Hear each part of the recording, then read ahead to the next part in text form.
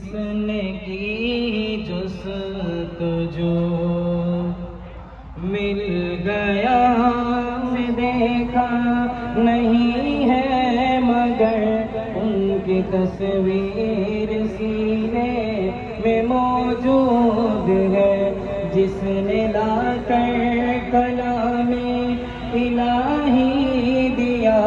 वो लोग जो अंधी कमाई और रिश्वत और बेईमानी का पैसा लेकर इस दुनिया में बैठे हुए हैं, उनके बच्चे अच्छे स्कूलों में पढ़ते हैं। आज से आरास्ता करें और दीगर जितनी भी बुराइयां हैं उनसे बचाने की कोशिश करें। फिर अपने हुकूक के तहफ़्फ़ुज़ के लिए कराची नौजवान तहरीक के चेयरमैन फैजान हुसैन भाई की क़यादत में इनके साथ खड़े हों और इनके साथ आवाज से आवाज मिलाएं। इंशाअल्लाह वो वक्त दूर नहीं है कि चेयरमैन फैजान हुसैन भाई की क़यादत चलना चाहिए। यार नौजवान क़यादत बैठी है और कराची वाले बैठे हैं। एतराब में जितने लोग हैं, मेरी गुजारिश है, अल्तमस है कि पंडाल में आकर तशरीफ रखिए। भरपूर तालियों में इस्तकबाल करें चेयरमैन फैजान हुसैन भाई। सब देखेंगे फैजान हुसैन। भरपूर तालियों की खुशबू होनी चाहिए, पता चले, क्योंकि ये मर्द कलंदर हुआ है जिसने जुल्म के खिलाफ आवाज उठाई है। भरपूर तालियों में इस्तकबाल करें चेयरमैन फैजान हुसैन भाई। कराची के जवान चले सब देखेंगे, झंडों को बुलंद किया जाए, तालियों की सदा भी रुकनी चाहिए। ये माए बहनें इस चीज का यकीन दिलाती हैं कि फैजान हुसैन हम तुम्हारी आवाज है। इस शहर में अगर कोई आवाज है तो वाकई में चेयरमैन फैजान हुसैन है। भरपूर तालियों में इस्तकबाल करें चेयरमैन फैजान हुसैन भाई। लश्कर तबाह करने चलना चाहिए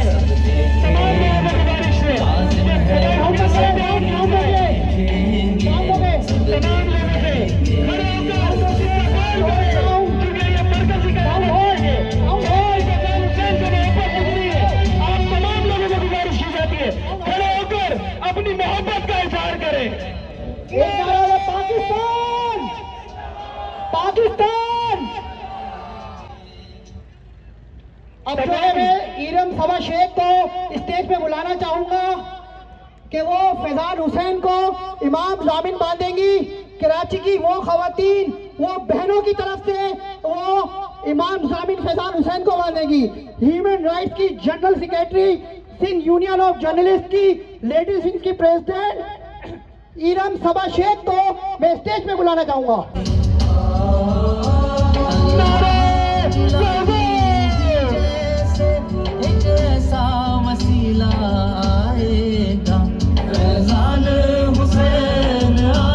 तमाम दोस्तों से गुजारिश है कि सेल फोन निकाले। सब देखेंगे, लाजिम है कि सब ही देखेंगे, सब देखेंगे। फैजान हुसैन ना बिकने, तालियों में इस्तकबाल होना चाहिए। हर एक का सहारा। हेलो दावड़ो करो जी। मैं गुजारिश करूंगा सलीम हैदर भाई से, महाजिर इत्तेहाद के चेयरमैन सलीम हैदर भाई को हम खुशामदीद कहते हैं। फैसल अली बलोच और असलम खान साहब को भी खुशामदीद कहते हैं। खलील पराचा भी बैठे हुए हैं यहाँ पे तशरीफ फरमाए, उनको भी खुशामदीद कहते हैं। सभा ईरम सभा शेख जो है वो कुछ अपने ख्यालात का इज़हार करेंगे, क्योंकि इन्होंने इमाम जामिन बांधा है। इमाम जामिन का मकसद जो है ये बताएंगे कि इन्होंने क्यों बांधा है, इनकी क्या ख्वाहिश थी कि ये इन्होंने कराची की वो खवातीन और बहनों की तरफ से जो है वो इमाम जामिन बांधा है। तो अब आप सुनेंगे ईरम सभा शेख। औज़ुबिल्लाहि मिनश शैतानिर रजीम। मैं से गुजारिश करूंगा कि अपनी नशिस्तों पर तशरीफ रखें। आज मैंने अपने भाई, अपने बेटे, अपनी माँ का लाल, जिसने अल्लाह तबारक व तआला की तवस्सुल से हमें कराची शहर में हमारे लिए एक बहुत बड़ा मौजज़ा फैजान की सूरत में अता फरमाया कराची शहर को। और ये इमाम जामिन बांधने का जो मेन मकसद था वो ये था कि इनके ऊपर जितनी बलाएं आ रही हैं, इनके ऊपर जितनी मुसीबतें आ रही हैं, जितना ये फेस कर रहे हैं, तो कराची की मजलूम माओं की तरफ से, बहनों की तरफ से, बेटियों की तरफ से इनके लिए एक इमाम जामिन उनकी दुआओं के साथ इनके बांधा गया। अल्लाह पाक इनकी हिफाजत फरमाए और इनको कराची शहर के लिए एक बहुत बड़ा नाम इनको जो है बना दे। और कराची शहर के मसले मसाइल खाली प्लेट के मसाइल नहीं है, ट्रैफिक के मसले मसाइल नहीं है, पानी के मसले मसाइल नहीं है, गैस के इलेक्ट्रिक के मसले मसाइल नहीं है। पूरी कराची को जिस तरीके से इन लोगों ने, हमारी हुक्मरान ने हमें कर दिया है, ऐसा लगता है जैसे सौतेली औलाद का सलूक हमारे साथ किया जा रहा है। कराची पूरे पाकिस्तान का दिल है, अगर ये धड़कना छोड़ दे तो पूरा शहर, पूरा पाकिस्तान बंद कर सकता है। आज हमारी ये यूथ, ये जो हमारी फैजान की शक्ल में हमें यूथ के ये जवान नौजवान तहरीक की शक्ल में हमें फैजान ने जो हमें दिया है, ये बहुत बड़ा गिफ्ट है कराची शहर के लिए, बहुत बड़ी रहमत है, नेमत है ये अल्लाह पाक की तरफ से हमारे लिए। हम इन्होंने कोई रंगो नस्ल को देखते हुए काम नहीं कर रहे।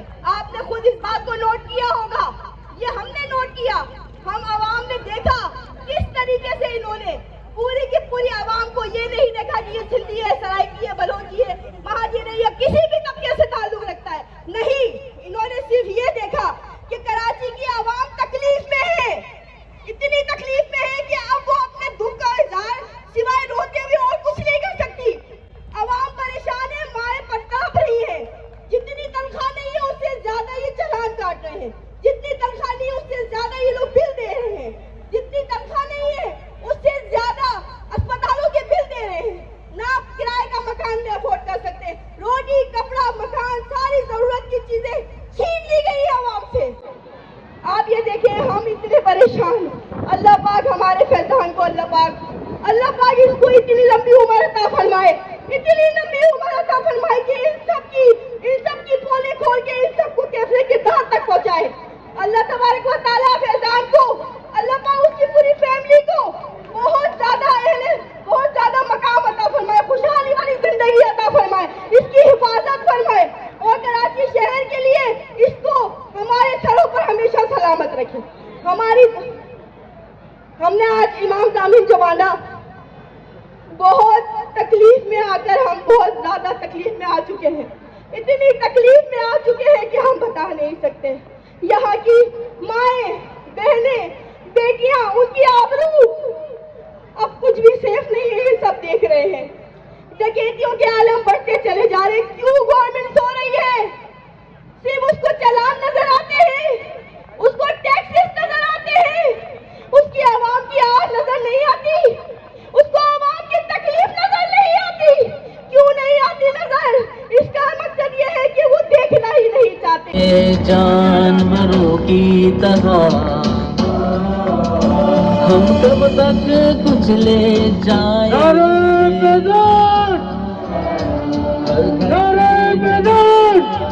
उठ रहा अब कौन करेगा रहनुमाई?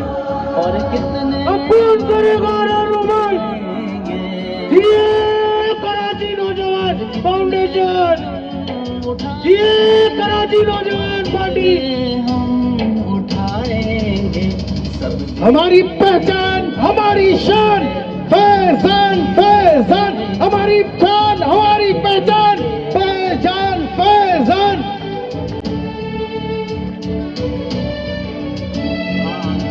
स्टेज पे तमाम हजरात तशरीफ रखे, फैजान भाई का अपोज आना चाहिए। आंखों में आंसू लहू बन गया, कराची बना जैसे करबो बला। हाकिम है यजीद के हम नवा, हुसैन के जाने वाले हम। स्टेज पे जितने लोग खड़े हो तशरीफ रखें। फैजान भाई की तकरीर को गौर और तहम्मुल से सुनिए। तमाम लोग तशरीफ रखें। स्टेज पे जो शख्सियत नजर आनी चाहिए वो सिर्फ हमारे चेयरमैन जनाब फैजान साहब की है। आप लोग तशरीफ रखिए सर। फैजान भाई अपने खिताब से नवाजेंगे, आप सुनिएगा, आप तशरीफ रखें ताकि ये नज़्म ज़ब्त कायम रहे और हम अपने प्रोग्राम को यूं ही रवा दवा रख सकें। शुक्रिया। अस्सलाम वालेकुम।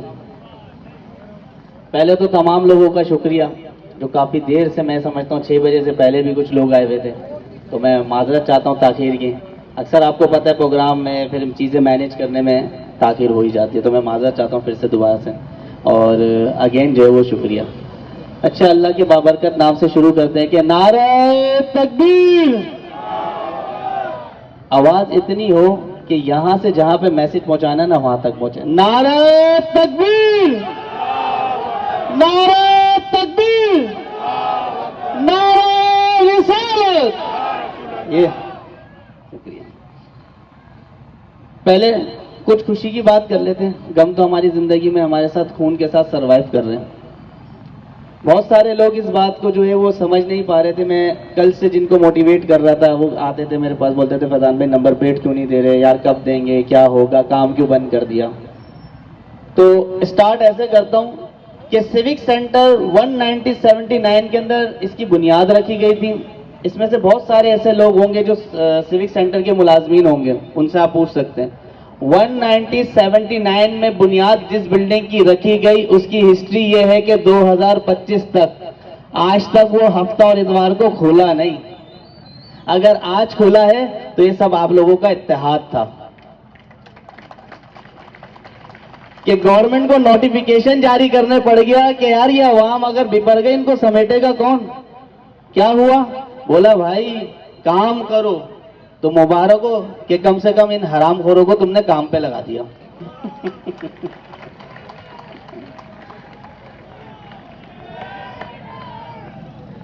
दूसरी बात, परेशान पत्नी क्यों हो रहे हो यार। अबे भाई हमारा शहर है, हमारा सूबा है, ये हमारे अपने लोग हैं, सारे आके परेशान। भाई 14 तारीख तक का टाइम दे दिया, किसने दिया है, किसने इख्तियार दिया कि हमारे फैसले ये चंद 5-6 लोग जो है वो बैठ के कर लें और हम उसको तस्लीम कर लें। क्यों, वजह आप लोगों ने जिस तरीके से मुझे सपोर्ट किया, जिस तरीके से मेरी आवाज के साथ आवाज बुलंद की, एंड उसका ये हुआ कि मुकेश चावला साहब ने प्रेस कॉन्फ्रेंस में कहा कि अगर इस सूबे की आवाम को नंबर प्लेट फ्री चाहिए तो वो हमसे मुतालबा करे। आप इस नौयत तक लेकर आ गए उनको। कितना टाइम हुआ, 10-15 दिन। मैं जो बार बार कहता हूं ना इत्तेहाद करते हैं, आ जाओ इत्तेहाद करते हैं, वो इसलिए कहता हूं। मेरे यहां पर बल्कि बहुत सारे लोगों को तकलीफ थी कि शायद हमें अजरक से तकलीफ है। मैंने पहले भी कहा, फिर कहता हूं। और ये भाई जो है इनका जिस्कम से ताल्लुक है, आपको पता है जीएस इनकी एक तहरीक है, उनके ये रहनुमा सरबरा हैं। इन्होंने मेरे हाथ में ये मुझे क्यों बनाई, यकीनी तौर पे इज्जत के तौर पे। हमें इससे मसला नहीं है, ये इज्जत के तौर पे ना बहुत बार पहन चुके हैं हम और पहनना चाहते हैं। हमें मसला सिर्फ और सिर्फ ये है, हम जो बार बार कह रहे हैं कि हम एक चीज का टैक्स ऑलरेडी दे चुके हैं, दोबारा नहीं दे सकते। दूसरी बात,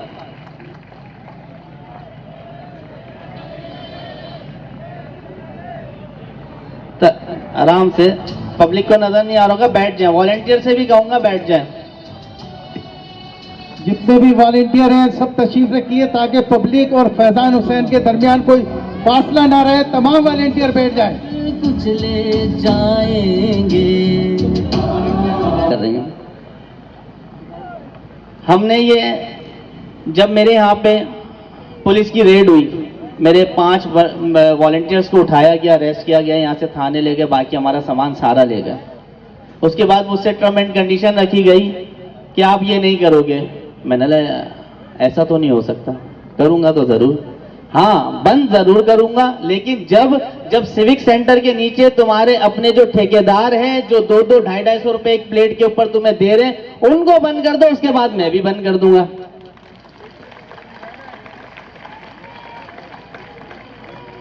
अच्छा, दबाने की कोशिश की, एंड क्या हुआ, सामान भी वापसी दिया।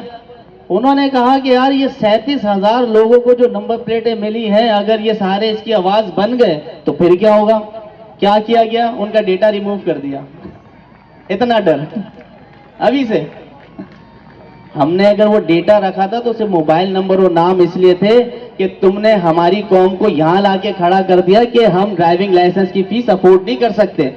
तो हमने ये, हमारी टीम ने, हमारे मेंबरांस ने ये सोचा था कि टाउन वाइज एक मैसेज चलाएंगे कि जब हमारे पास डीएलएस की गाड़ी आएगी तो हम एक मैसेज कन्वे करेंगे कि नॉर्थ कराची वाले 16 तारीख को आ जाएं सुबह 10 बजे से 3 बजे तक। तुमने उठा के वो डेटा डिलीट कर दिया, तुम क्या समझ रहे हो? क्या मैनुअल हमारे पास और कोई रिसोर्सेस नहीं है? नारे फैजान, पाकिस्तान, फैजान भाई कदम बढ़ो, फैजान भाई कदम बढ़ो। आप लोग जो आए हैं ना, उसमें से 60% लोग वो होंगे जो वीडियो देख कर आए। अबे भाई, हम वीडियो के जरिए मोटिवेशन देंगे या आवाम फिर से उठकर आ जाएगी इंशाल्लाह। अब कौन करेगा रहनुमाई? फैजान भाई, फैजान भाई, अब कौन करेगा रहनुमाई? फैजान भाई, फैजान, अच्छा। फैजान भाई कदम बढ़ो, हम तुम्हारे साथ। अच्छा, दूसरी बात देखें, जरूरी बात यह है कि जो एक्साइज के मिनिस्टर हैं, उन्होंने कहा है कि अवाम अगर हमसे मुतालबा करेगी तो हम उनको नंबर प्लेट फ्री दे देंगे। तो मेरी आप लोगों से गुजारिश है, फौरन है ना हेजिटेट नहीं हुआ करो, फौरन है ना वो ऐसा हो गया, ये हो गया। यकीन करो तकलीफ होती है। मैं बार बार कहता हूँ, डीआईजी ट्रैफिक साहब को भी मुखातिब करूंगा, आईजी साहब को भी मुखातिब करूंगा कि आपने ऐसा माहौल पैदा कर दिया है कि हमारी अपने सिक्योरिटी इदारे से हमें डर लगने लग गया है। देख के हम लोग गलियों से इधर उधर से भाग रहे हैं। आपने ऐसी वजह, हर बंदा घर से 100-150 रुपए लेके निकल रहा है कि यार काम पे निकलूंगा, बाइक चला रहा है, इंड्राइव, फूड पांडा ये चला रहा है, उसके पास है ही पैसे, ये वो कहता है कि पहला ऑर्डर लेके फिर पेट्रोल डलवा के फिर पूरे दिन डिलीवर करूंगा। आप उसको चौक पे रोक लेते हो। पॉइंटेशन करता हूं, ईदी सेंटर के यहाँ पे एक टोला ऐसा खड़ा हुआ होता है 5-6 लोगों का कि जिन्होंने सिर्फ यही किया हुआ है, नंबर प्लेट ना हो रोको, और सामने उनका बंदा बैठा हुआ था, उसको बोलते हैं जाके इससे नंबर प्लेट बनवा। आज का वाकया बता रहा हूं, आज से 6 बजे का वक्त। मैं बार बार कहता हूं, देखिए हमें मजबूर ना किया जाए। हम नहीं चाहते कि हम वो बातें खोलें कि पूरी दुनिया में मजाक उड़े। वजह मैं बार बार कहता हूं कि ये सोशल मीडिया जितना भी है, जितना भी ये चलता है, ये पूरी दुनिया में जाता है। आपका रवैया अवाम के साथ ऐसा है कि बाहर मुल्क वाले भी बोलते होंगे कि यार ये कैसे हुक्मरान है जो अपनी अवाम को निचोड़ के रख दिया, जिन्होंने कोई सुनने वाला कुछ नहीं, मतलब जिसका दिल करे जैसे चाहे ला दे। आपने सेफ सिटी के नाम पे कहा कि सेफ सिटी के नाम पे जो है ना कैमरे लगाए जा रहे हैं। भाई पहले सेफ सिटी तो दिखा दो, हमें कहाँ है? हमें तो अभी 10 मिनट बाद का नहीं पता। हमें तो ये नहीं पता कि क्या पता अभी 4-6 गाड़ियां आए और यहां से सबको लूट के चले जाएं। कौन सा सेफ सिटी? कहां लगाओगे? पब्लिक के लिए कर रहे हो तो पब्लिक को ब्लैक बोर्ड पे लगा के दिखाओ कि ये सीसीटीवी यहां लगेंगे, ये कैमराज यहां लगेंगे। हम बताएंगे हमें सेफ सिटी चाहिए या पहले रोजगार चाहिए। पहले रोजगार है नहीं, सेफ सिटी के नाम पे आप लोग हमसे भत्ता वसूल कर रहे हैं। दूसरी बात ये हमारा मसला नहीं है कि आपको हमने जो बाइक रजिस्ट्रेशन के वक्त नंबर प्लेट का टैक्स दिया था वो आप कहां लेके गए? आप बताएं। आप तीसरी बार एक्साइज के मिनिस्टर बने, ये आपको जवाब देना है कि वो टैक्स के पैसे गए तो गए का, जो अब आप दोबारा से चंदा जमा कर रहे हैं। तो थोड़ा सा ना हौसला रखा करें, फौरन जो है ना टेंशन नहीं लिया करें। नंबर प्लेट के वजह से चलान, अबे भाई चलान होगा, बाइक ही उसको दे दो। 15,000 20,000 की हमारे पास बाइक है यार, हम नहीं अफोर्ड कर सकते 5-5 हजार रुपए। हम रिक्वेस्ट कर रहे हैं उसने। अच्छा, एक और एक्साइज वाले कहते हैं कि हमने पुलिस को कोई ऐसा, ट्रैफिक पुलिस को कोई ऐसा मैकेनिज्म ही नहीं दिया, ना कोई ऐसा नोटिफिकेशन दिया है कि वो जो है अपना पुलिस की आवाम की, पब्लिक की बाइक बंद करे या उनका चालान काटे। तो मैंने कहा फिर ये कैसे किया? यकीनी तौर पे फिर मैं कोर्ट भागा। मैं तो नहीं छोड़ सकता था पब्लिक को कि दोबारा को इनको फिर नोचे। फैजान भाई कदम बढ़ो, अब कौन करेगा रहनुमाई? नारे फैजान, फैजान हुसैन ना बिकने वाला, फैजान हुसैन दूसरा हर एक का सहारा वो है। अच्छा, अब चलें, ये तो बात हो गई, यहां तक आ गई। अब हद ये देखें कि मैं ये अप्रिशिएट करूंगा इस शहर की आवाम को कि आपने उनको जब इस कंडीशन पे लेकर आ गए कि आवाम मुतालबा करे तो हम फ्री दे देंगे। तो इससे पहले इतना जबर जो आपने किया उसका हिसाब कौन देगा? जो हमारे लोगों को लूटा गया रोडों के ऊपर, उनका हिसाब कौन देगा? आप यार ऐसा माहौल पैदा कर दिया इस कराची शहर के अंदर बिलखुसूस, क्योंकि सिंध के अंदर तो कानून अलग कर दिया, यहां पे अलग कर दिया आपने।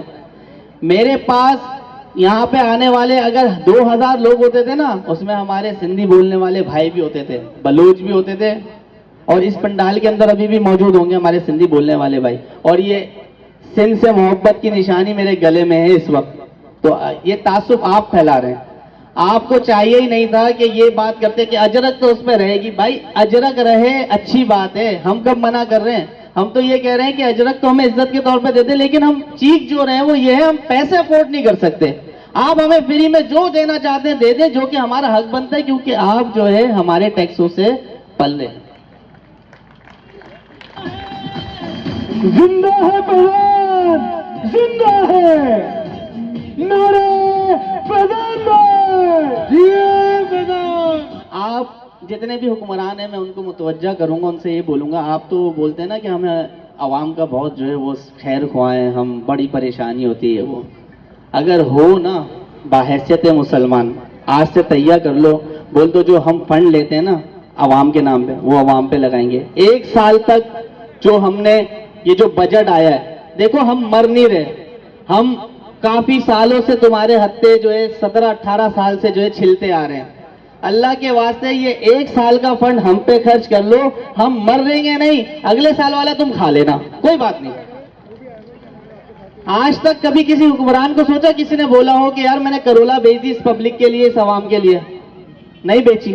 वो तो ये सोचता है कि मैंने जैसे ये बजट आना है या ये महीने का ये आएगा तो इसके ऊपर मैं मेंटेनेंस के नाम पे पैसे लूंगा, ये लूंगा, तो मैंने लेक्सेस लेनी है। अगर आप में इतना जज्बा है तो ये जो आपने बजट के अंदर अपनी तनख्वाह बढ़वाई है, अपने ऑफिस के किराए बढ़वाए हैं, सारी चीजें बढ़ाई, अनाउंस बनाई है, पेट्रोल आपको फ्री मिलता है, यूनिट्स आपको फ्री मिलते हैं, बिजली आपको फ्री, प्रोटोकॉल आपको फ्री, 5-5 हजार सीसी की गाड़ियां आप लेके घूमते हैं, छोड़ दें ना, आवाम के लिए सोचना है ना, छोड़ दें भाई। ये अपना एक फार्म हाउस भी बेचे ना, तुम सबकी नंबर प्लेटें फ्री हो जाए, इन्होंने इतना लूटा हुआ इस कौम को। कदम बड़ा फैजान भाई, वो हर इंसान कदम बड़ा फैजान भाई, रहम करम पे फिर भी जा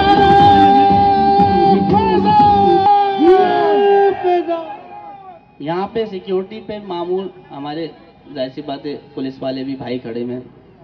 आप यकीन करो मेरे पास आज भी एक डेलीगेशन आया है इनका, और उन्होंने मुझसे कहा कि फैजान भाई बहुत अच्छे कोर्स पे काम कर रहे हैं आप, बिल्कुल अच्छा, हम मुतमईन हैं। मैंने लगा बोला यार फैजान भाई आप जो स्कूल कॉलेज की बात करते हैं ना, कसम खुदा की हमारे पास, हम तो सरकारी वर्कर हैं, हमारे पास ये स्कूल नहीं है और यही इनको प्रोटोकॉल देते हैं, आप ये चेक करें।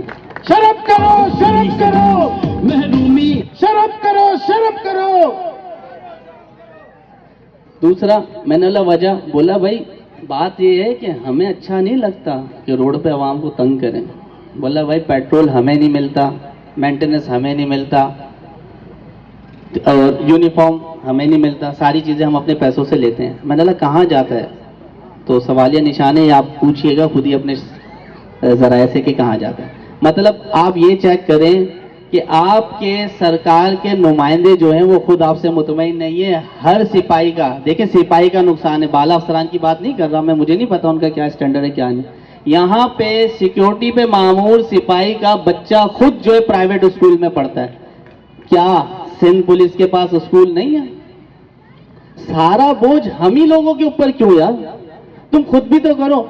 और मैं एक बात बताऊं, यहां से सिंध तक चले जाएं आप, सरकारी स्कूल उस हिसाब से नहीं है। यहाँ तो फिर भी ये कुछ नजर आ रहा है, कुछ अगर 2000 की डेक्से का फंड पास होगा तो फिर भी 100-200 नजर आ जाएंगे। सिंध के अंदर तो बिल्कुल ही खस्ता हाल है, पढ़ाई का कोई नामो निशान नहीं है। भाई तुम लोगों के वोट से सेलेक्ट होते हैं, तुम्हारे टैक्सों से पलने वाली कौम वो जलीलो ख्वार हो रही है और तुम उनके पैसों से अय्याशी कर रहे हो, तुम्हारे बच्चे ऑक्सफोर्ड में पढ़ रहे हैं, इसके ऊपर किसी की भी नजर नहीं जाती। तो मैं ये चाहता हूं जैसे जो इत्तेहाद आपने किया इसी तरीके से आ जाए। दूसरी बात देखिए, मुकेश चावला साहब को मैं फिर मुकादिब कहूंगा और कहूंगा कि आपको रसूल अल्लाह सल्लल्लाहु अलैहि वसल्लम का मैं मुखातिब करूंगा, और जितने भी लोग यहाँ पे मीडिया से मौजूद हैं उनसे मैं गुजारिश करूंगा कि मुकेश चावला साहब को लाजमी एक क्लिप भेजिएगा कि उनको रसूल अल्लाह सल्लल्लाहु अलैहि वसल्लम का उस फैसले का वास्ता है जो एक हिंदू और मुसलमान के दरमियान हुआ था। तो मुसलमान जो है वो कहीं पर बेईमान था, हिंदू बनिया जो है वो सच्चा था। हुआ क्या कि हिंदू बनिए का साथ दिया। मैं आपसे हाथ जोड़ता हूँ पूरी आवाम के लिए, मैं आपसे झोली उठा के भीख मांगता हूँ। आपको उस फैसले का वास्ता, आपको खुद पता है कि ये हमारे मुसलमान हुक्मरान जो है जाबिर हैं, कम से कम आप एक सा एक कदम उठा लें कि इस कौम को नंबर प्लेट और एक्साइज की जो जो फैसिलिटीज हैं वो फ्री दे दें सरकारी फंड से। हो सकता है रोज़े महशर हमारी बख्शिश का जरिया बन जाए।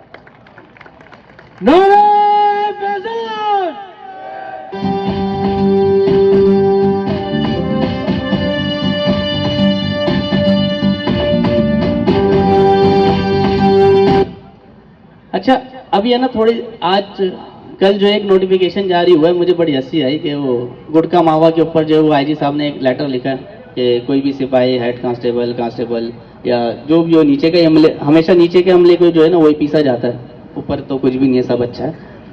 कहा गया कि जो खाता हुआ जाएगा उसको जो है वो डिसमिस भी कर दिया जाएगा, बरतरफ भी कर दिया जाएगा। सब यही बात तो हम भी कहते थे पहले और आज भी कह रहा हूँ मैं। अगर ट्रैफिक के ऊपर, कवानीन के ऊपर आपने अमल दरामद करना है तो सबसे पहले अपने ट्रैफिक पुलिस को आप सीधा करें, सबसे पहले उनका यूनिफॉर्म प्रॉपर करें, सबसे पहले उनके पास लाइसेंस होना चाहिए, उनके पास हेलमेट होना चाहिए, जो हेलमेट का फंड आता है उनको दें, जो मोटरसाइकिल का फंड है उनको वो दें, प्लस जो उनकी नंबर प्लेटें नहीं है वो दें।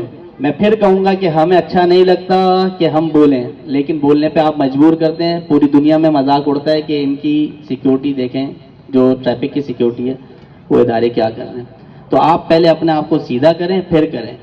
अब देखते ये हैं कि ये जो नोटिफिकेशन जारी हुआ है इसमें अमल दरामद कितना होता है। सबको पता है शहर भर में कहाँ मंशियात बिकती है, कहाँ गुटखा बिकता है, क्या नहीं बिकता।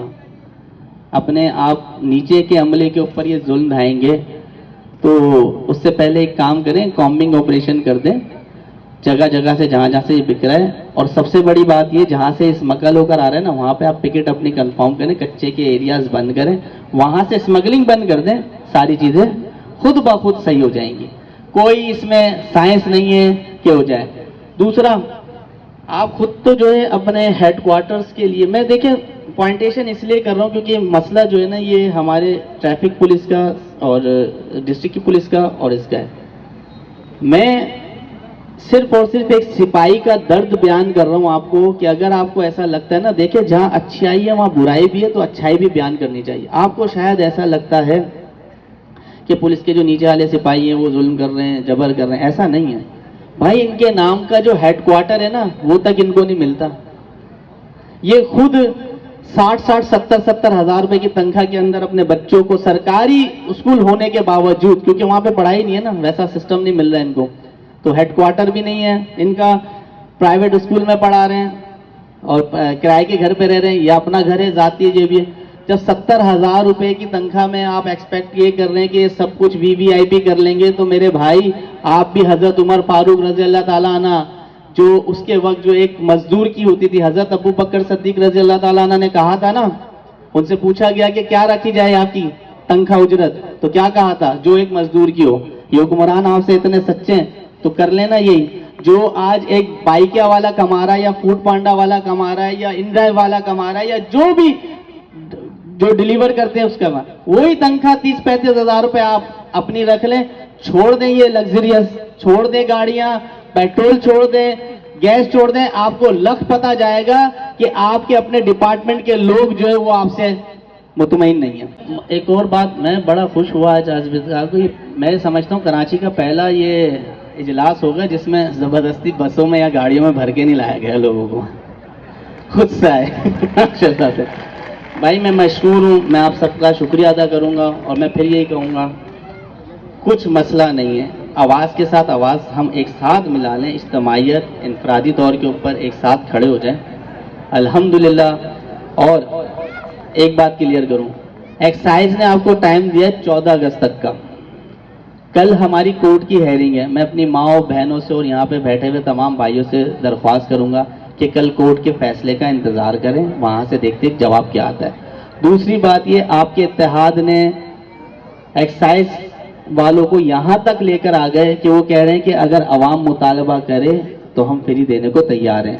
अब गोट आप लोगों के हाथ में, मैं यहाँ तक पहुँचा सकता था, अपनी जान माल ताकत हर तरीके से तुम्हारे साथ खड़ा था, हूँ और हमेशा रहूंगा। नौजवानों की तहरीक चली जाए। खास कौन सा वो, अल्लाह के वास्ते भाई अपने अंदर से ना डर निकालो, कुछ नहीं होगा। अगर अल्लाह ने हमें तकलीफ देनी है देगा, अगर उसने रुसवा करना है करेगा। आप लोगों में से बहुत सारे लोग मुझे नहीं जानते थे, आज अगर जानते हैं तो इसमें कोई फैजान की कारीगरी नहीं है, ये सारा अल्लाह का फजल था। अल्लाह ने मुझसे ये काम लेना था, उसने लिया और आगे भी लेगा, लेकिन कब? जब तुम लोग मेरे साथ होगे इंशाल्लाह। फैजान भाई कदम बढ़ाओ, जलसा देखूं फैजान भाई कदम बढ़ाओ। क्यों? यानी अपना हंसता बसता शहर उजड़ दे दूं, आखिर क्यों? अब ऐसा नहीं चलेगा, अब ऐसा हरगिज नहीं चलेगा। अंधे हाथों में निकले बांटने